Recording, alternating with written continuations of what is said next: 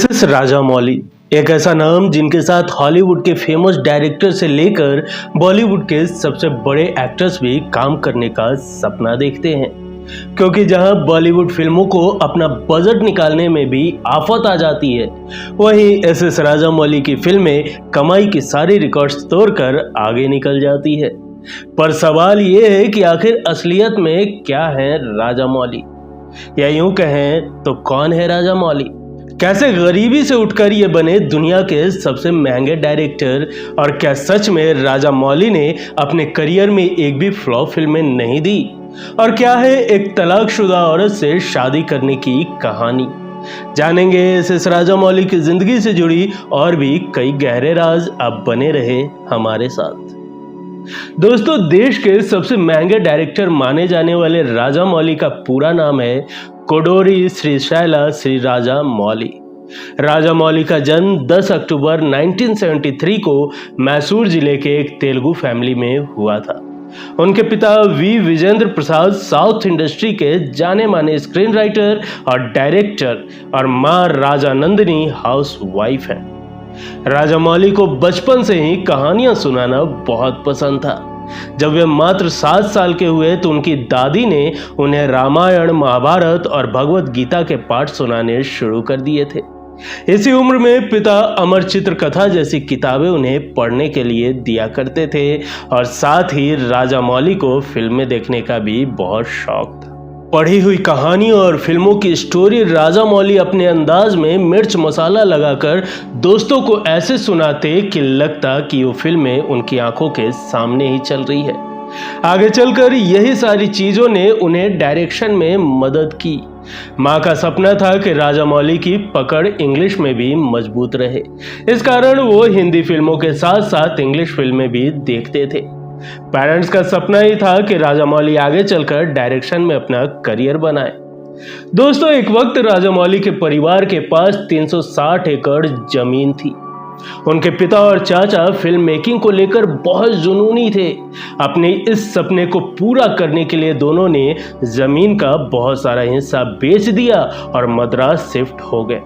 यहाँ पर दोनों ने कई फिल्में बनाई, लेकिन अधिकतर फिल्में फ्लॉप हो गई। इस कारण परिवार को आर्थिक दिक्कतों का सामना करना पड़ा। हालात ऐसे थे कि परिवार के 13 लोगों को 2 कमरों में रहना पड़ता। परिवार की बिगड़ी हालत देख राजामौली ने 20 साल की उम्र से काम करना शुरू कर दिया। फिल्म एडिटर के वेंकटेश्वर राव के अंडर रहकर राजामौली ने अपने फिल्मी करियर की शुरुआत बतौर ट्रेनी की थी। उनके साथ राजामौली ने करीब 6 महीने काम किया था।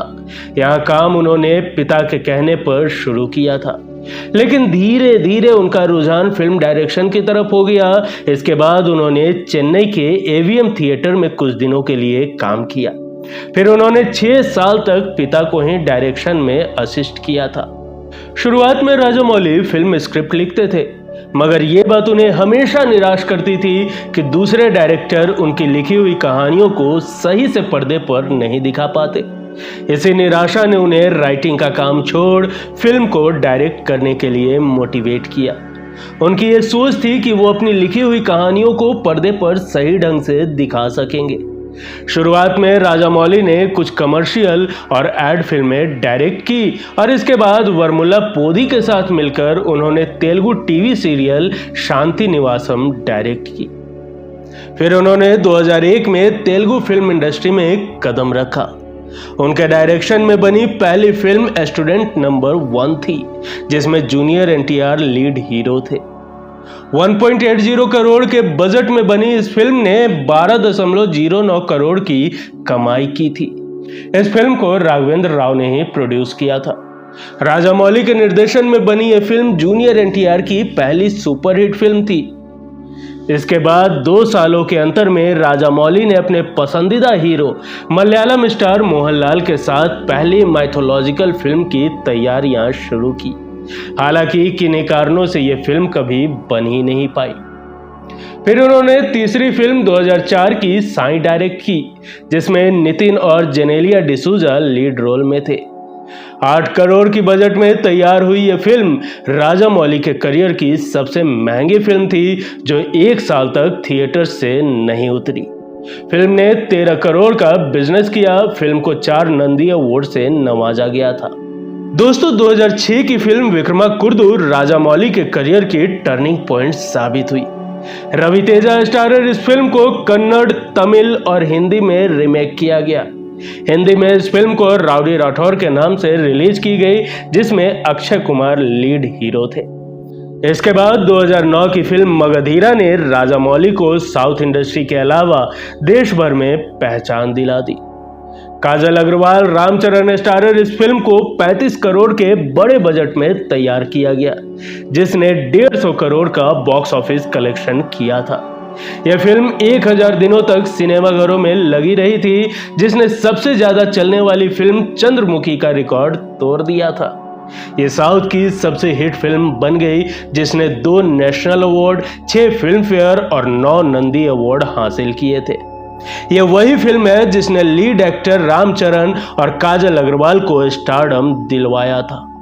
मगधीरा ही साउथ इंडस्ट्री में पीरियड ड्रामा और सोशियो फैंटेसी का ट्रेंड लेकर आई थी। इसके बाद राजामौली ने मर्यादा रमन्ना, जिसकी हिंदी रीमेक सन ऑफ सरदार थी, और ईगा, जिसकी हिंदी रीमेक मक्खी डायरेक्ट की। मर्यादा रमन्ना ने 60 करोड़ और ईगा ने 130 करोड़ कलेक्शन किया था, और उस वक्त सब कोई दंग रह गए थे कि एक मक्खी के ऊपर की कहानी 130 करोड़ कैसे कमा सकती है। दोस्तों राजामौली ने 2015 में भारत की दूसरी सबसे ज्यादा कमाई करने वाली भारतीय फिल्म दी, जिसका नाम है बाहुबली। इस फिल्म ने राजामौली को दुनिया भर में पहचान दिलाई। फिल्म ने रिलीज के पहले ही दिन दुनिया भर में 75 करोड़ रुपए कमाई की थी, जो भारतीय सिनेमा के इतिहास की सबसे बड़ी ओपनिंग थी। बाद में इस फिल्म का रिकॉर्ड 2016 की फिल्म कबाली ने 82 करोड़ कलेक्शन करके तोड़ा था। यह पहली साउथ फिल्म थी जिसने 300 करोड़ से ज्यादा कमाई की थी, जिसमें से 263 करोड़ महज एक दिन का ही कलेक्शन था। इसके बाद से ही भारत में पैन इंडिया फिल्मों का चलन शुरू हुआ। फिल्म ने दुनिया भर में 650 करोड़ का बॉक्स ऑफिस कलेक्शन किया था, जबकि इसके दूसरे पार्ट बाहुबली द कंक्लूजन, जो कि 2017 में रिलीज हुई थी, इसने 1800 करोड़ की कमाई कर नया रिकॉर्ड बनाया था। यह साउथ सिनेमा की हिस्ट्री की सबसे बड़ी हिट और इंडियन सिनेमा की हिस्ट्री में दंगल के बाद दूसरी सबसे ज्यादा कमाई करने वाली फिल्म है। 2022 में रिलीज हुई फिल्म RRR राजामौली के करियर की 12वीं फिल्म रही। इस फिल्म के गाने नाटू नाटू ने ऑस्कर अवार्ड भी अपने नाम किया है। दोस्तों बात करें इनके पर्सनल लाइफ की, तो राजामौली ने साल 2001 में रमा से शादी की थी। रमा की ये दूसरी शादी थी। पहली शादी से उनका एक बच्चा भी था। सन 2000 में रमा ने पहले पति से तलाक ले लिया और राजामौली उन्हें पहले से जानते थे। इस बुरे वक्त में उन्होंने रमा का पूरा सपोर्ट किया और उनका ध्यान रखा। कुछ समय बाद ही उन्हें इस बात का एहसास हो गया कि रमा उनके लिए दोस्त से बढ़कर है। बिना सोचे उन्होंने एक दिन रमा को प्रपोज कर दिया। रमा की सहमति के बाद फिर दोनों ने कोर्ट मैरिज कर ली। हालांकि शादी के बाद राजामौली और रमा ने एक बेटी भी गोद ली है। दोस्तों एक फिल्म की शूटिंग के दौरान राजामौली अपने कॉस्ट्यूम डिजाइनर से संतुष्ट नहीं थे। जब रमा ने उनकी परेशानी देखी तो उन्होंने खुद राजामौली के कॉस्ट्यूम डिजाइन करने का फैसला लिया।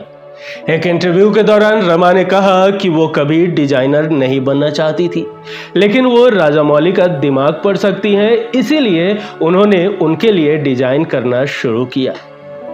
दोस्तों कुछ रिपोर्ट्स की माने तो राजामौली की कुल नेटवर्थ 1000 करोड़ रुपए है।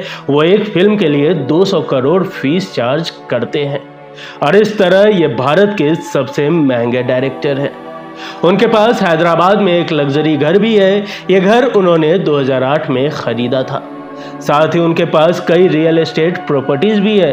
कार कलेक्शन की बात करें तो उनके पास रेंज रोवर और BMW है। दोस्तों आज के डेट में ऐसा कहा जाता है कि अगर किसी फिल्म के डायरेक्टर राजामौली है तो फिर एक्टर कौन है इससे कोई फर्क नहीं पड़ता। सिर्फ डायरेक्टर के नाम पर ही सारी टिकटें बिक जाया करती हैं। दोस्तों, राजामौली की 12 में से आपने कौन सी फिल्में देखी है, हमें कमेंट कर जरूर बताएं। दोस्तों, अगर आज का ये एपिसोड आपको पसंद आया हो तो वीडियो को लाइक और चैनल को सब्सक्राइब करना ना भूलें। मिलेंगे अगले एपिसोड में फिर किसी दिलचस्प किस्सों के साथ, तब तक के लिए नमस्कार।